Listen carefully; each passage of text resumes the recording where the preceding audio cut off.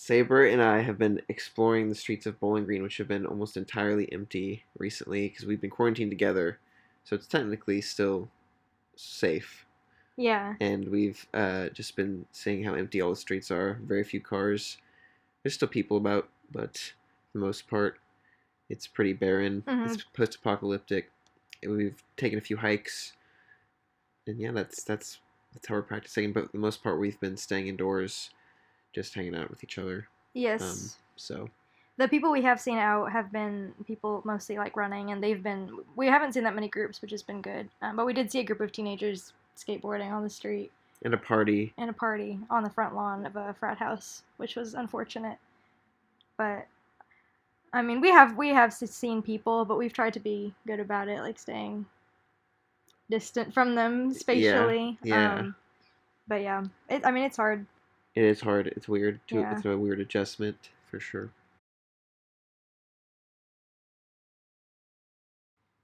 I've been taking social distancing pretty seriously since the beginning of all this.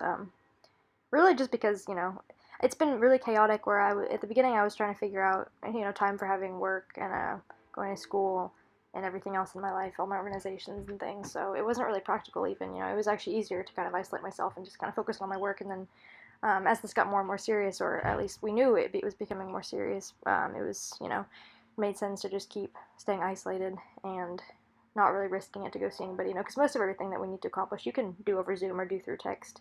And it's been kind of hard because I've realized I do love people. I love being around people, but I naturally like it's easier for me to be alone. Um, so sometimes I have to like actively make myself reach out or actively like connect with my friends or go out and see people. Not cancel plans, and that's regularly. So now that I actually can't go out and see people even when I want to, it is really isolating. But it hasn't been too hard because I have been so preoccupied with everything else. I mean, I've been keeping myself busy that I haven't had too much time to be lonely. And Jack and I are together all the time. We are quarantined together, self quarantined together.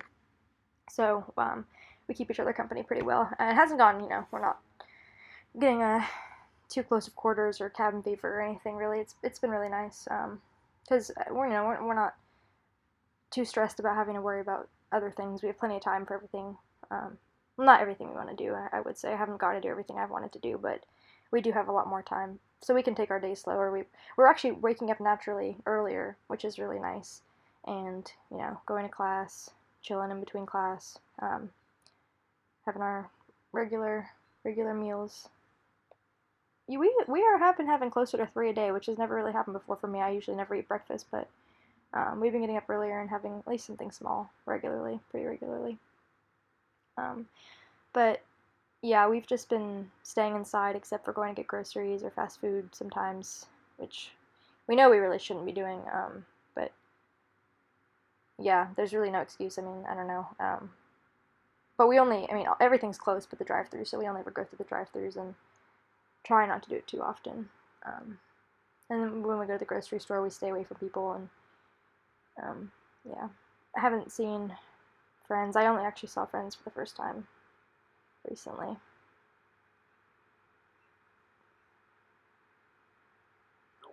But overall, it's been okay.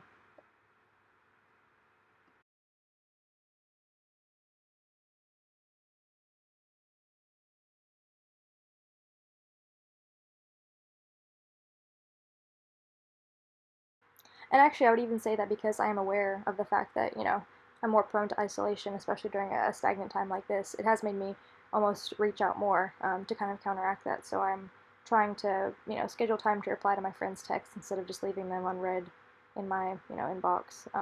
Replying to my emails, going through those regularly, which I usually do, but, just making sure that I'm not letting things build up because then, when everything gets cluttered and then it requires a lot of like energy to look at, which can be hard to come by when so much of my energy is already spent on worrying about everything and trying to do school and organize. So I really just want to kind of keep everything in hand and not let myself get too far behind on anything, or it'll be really hard to catch up when everything seems so loose and unstructured right now. And that means relationships too, and just keeping up with my family and my friends, and not letting not letting myself be erased completely from their lives, which is scary to think about. It's like I can't be out there dedicating time to these people. I can't be spending quality time with them. So in a way, it's kind of like I have vanished from their lives, and they've kind of vanished from mine a little bit, and I don't want it to be like that. Like I want to stay in touch with everybody. Because it would be terrible to come out of this and we're all alienated from each other and separated and closed off.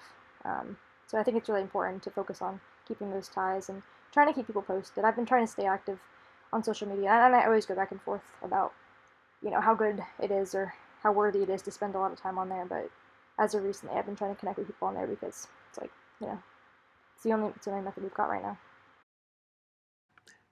Well, I guess the first things I would say would be selfish ones, just because I know my own experience, and one would be definitely the transition to online classes is just a travesty. It's just it's just a misery. I think everyone hates it, honestly. Um, and it sucks 'cause it's my senior year, and I wanted a good ending, and I'm worried about that ending. Mm-hmm. Um, but also kind of ambivalent towards it because I feel like the world's gonna end, which is partially also a stress, but also kind of not. And then just the stress of knowing people are suffering and are very much going to suffer in the future, and kind of in general not knowing what the future's gonna look like. Mm-hmm. I feel like that's everything, honestly. Pretty broad stuff. Mm-hmm.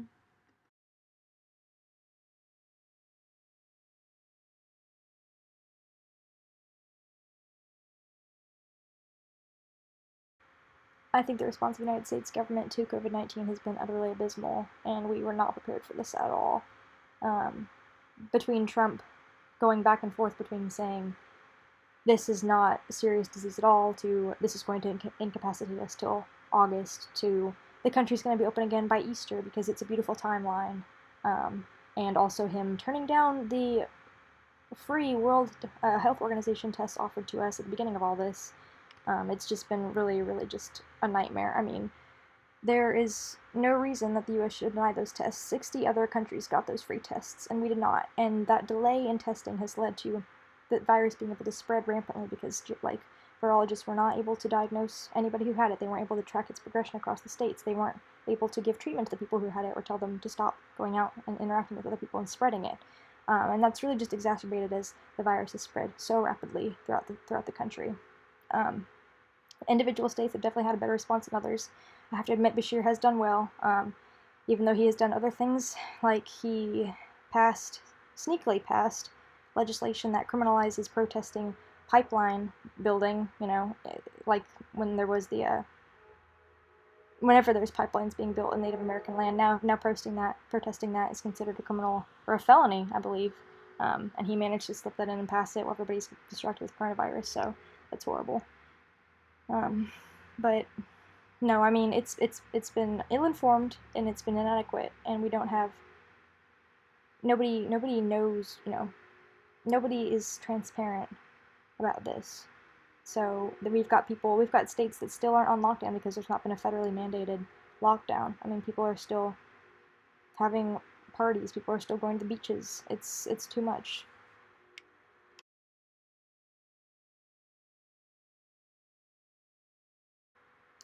Capitalism is definitely not a good system, period, but especially not to handle a pandemic like this. I mean, it fails in every single sector possible.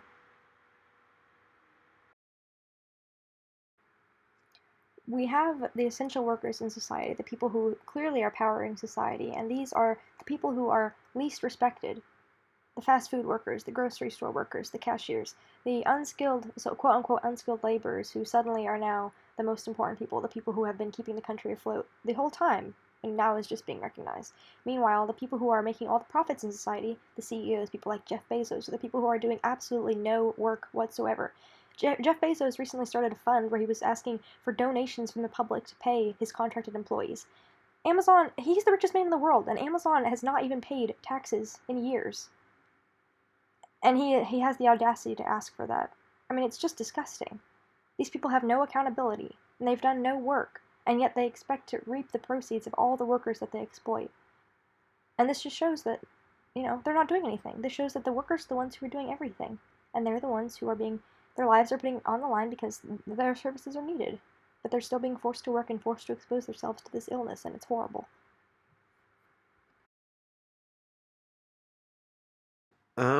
It was like a slow and steady change, which was really interesting, I guess. started from spring break and working a normal schedule from 5 to 9 every night, weekdays, to starting with no school or online school, and then working still, and then quitting my job, or because the hours were going to change and I couldn't do them anymore, and then not having anything to do all day basically, except for some online class and some homework. And so it's been a very interesting change to just literally being home all day. It's kind of like sort of what I would picture that I would have wanted for this entire time, but also I wish I could like leave sometimes and just like we have done in this videos we're watching here. But yeah. So organizing in an online space has been a lot different from traditional methods of organizing, where you talk to people and by tabling, you go canvas door to door, you talk to them by through word of mouth, through friends of friends, or you see people at an event that you've seen in a couple other events and you talk to them about the cause. This is kind of unexplored territory. We've never had to rely totally on an online arena to not only recruit people but retain people in our movements. And it's been interesting. It's definitely been interesting. It's kind of surprising how fast we made the change, and it was clear that we were already kind of predisposed to it. We had a lot of systems in place. Sunrise at least had previously offered like digital alternatives to things for people who couldn't be there like in person. So we've been using Zoom for a while. So whenever we had to transition to mostly like Zoom and like all of our communication being on Zoom and Slack, it wasn't too hard because we'd already relied on those platforms heavily before, given the nature of everybody in our movement being at different places, different times. There's a lot to coordinate. So Sunrise has been meeting on Zoom, and it's really cool because we have a bunch of like social events scheduled. So we have the weekly art nights, which I lead every Monday from 7:30 to 9:30, and then we have like group yoga calls. There's like playing board games together or card games together. There's a call for eating dinner together. I think that's on Wednesday nights, but just a lot of like virtual companionship things that I think is really, really useful to keep engaging in, to build solidarity and to not get disconnected with the people that you're organizing with and building with. For the Young Democratic Socialists of America, I've been hosting meetings on Discord. We use we have like a meeting talk channel, voice channel that we all talk in, and that's been really nice. We have a great time.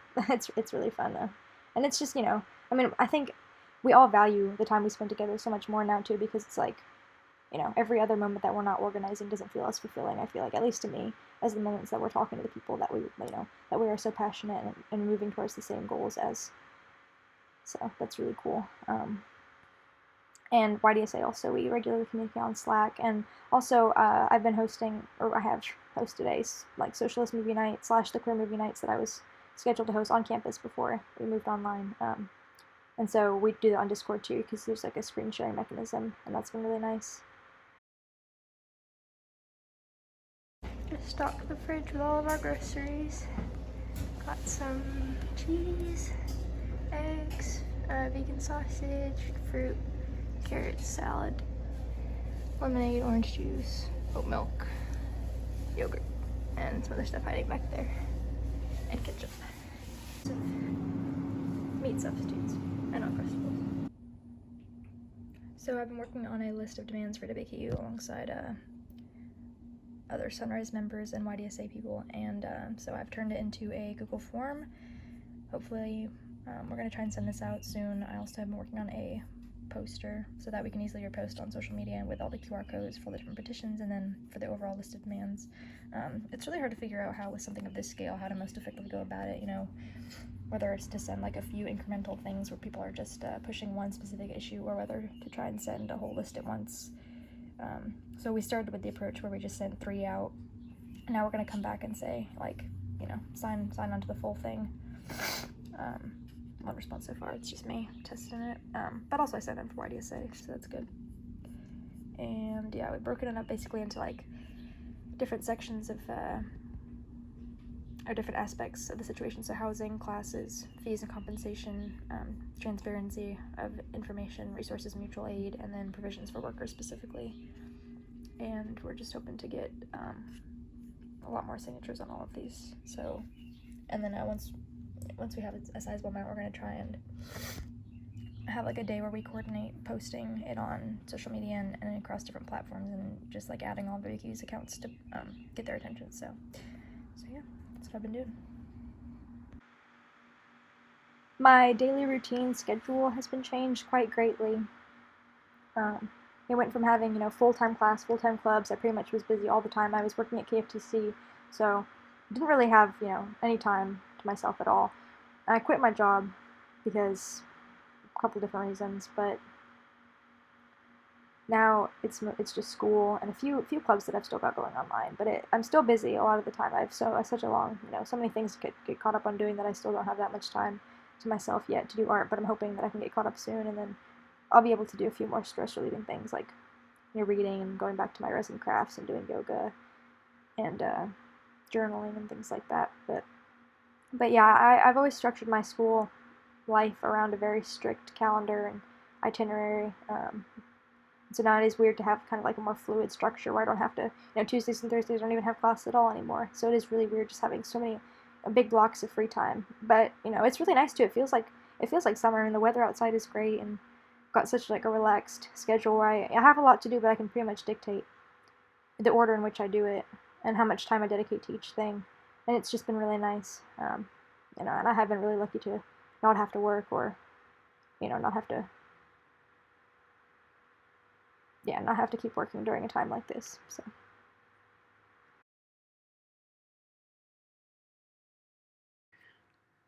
Throughout this time, I felt, just the wide range of emotions, I would say, based on just every factor, I guess. Just normal everyday life stuff has still been happening, and compounded with just this crisis and knowing how it's affecting people, and knowing that people, you know, in charge aren't doing anything to really mitigate it. But I've mostly been happy, I would say. I think I've been in good spirits. So, yeah. it makes me excited to think that people are still committed to organizing together during this time. We still have pretty much as many people as show up in real life showing up digitally to participate, and it's really just inspiring and awesome. I mean, the only other ways I'd be hanging out with or doing anything social besides class would be hanging out with friends. And besides sparse occasions, I haven't been doing that at all. And then class, I'm doing on Zoom, which, is all right. It's regrettable because Zoom is supposedly just not even a safe uh, platform to use, but we still have to use it, so that's fun. But that's basically it. Mostly just been just by myself and with Saber. So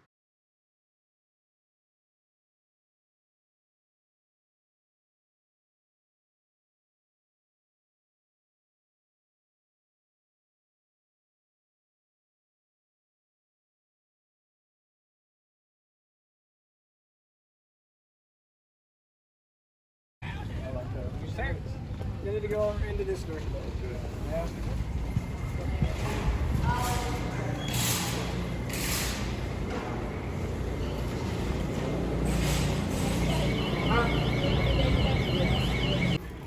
Here at Walmart, and they have tape out both in the aisles and in the checkout lanes, and they had it outside as well. Bread is pretty well stocked. They were ransacked last time we were here, so it looks like they've restocked. So we're in the middle of the what used to be toilet paper aisle, totally empty. There is tape on the floor delineating the 6 feet apart rule. it's been I've missed them, of course. It's been sad, and I've wanted to see them, especially because I was going to be moving soon, and I am going to be moving soon. And when I'd be able to see them is not necessarily sure, and to see them next is not sure. So it really sucks because this whole thing just threw a wrench in my entire life and everyone's life, of course. But it sucks.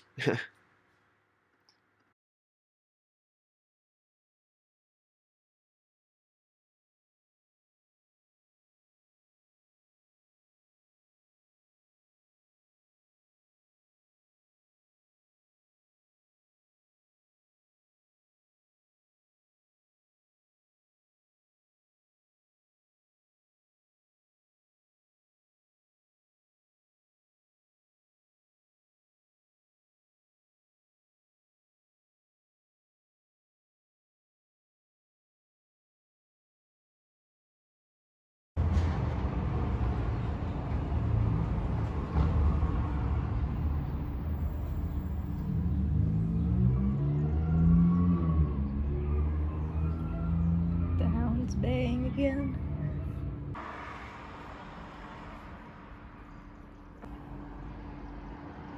It's like he's ahead of us. Oh, he was landing still.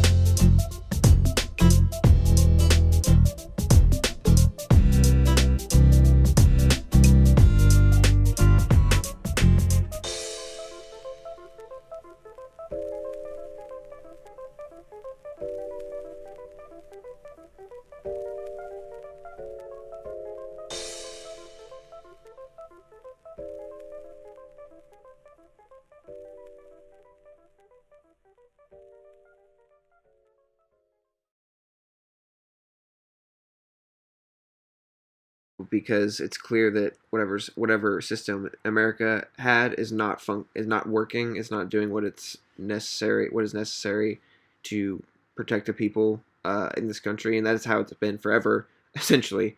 But especially now is so apparent to anybody who's looking, because um, our entire infrastructure essentially is based on these essential workers.